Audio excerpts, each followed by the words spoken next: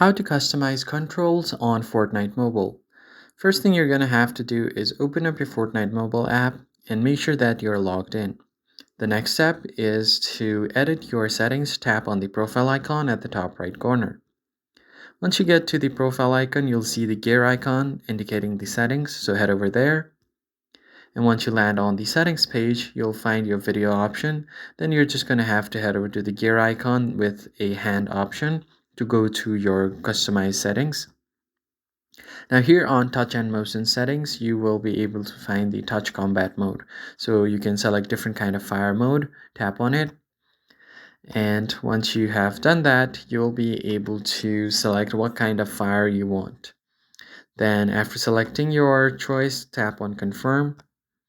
Now there are also other modes like touch sensitivity, and you have other options like aim assist, gyro options, so you can adjust all of these settings accordingly as well. Then what you need to do next is go ahead and tap on the controller settings. So if you are using a controller, you can customize all of the controller settings here accordingly. And then don't forget to tap on the save option to save the warnings. So this is the advanced warning, so click on confirm. And then don't forget to click on the apply option down below.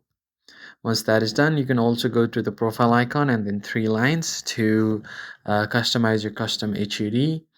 So where the buttons are placed, you are going to have to customize it from here. And once that is done, click on save and you should be good to go. That's it for this video, guys. I hope it was helpful. I'll catch you guys on the next one.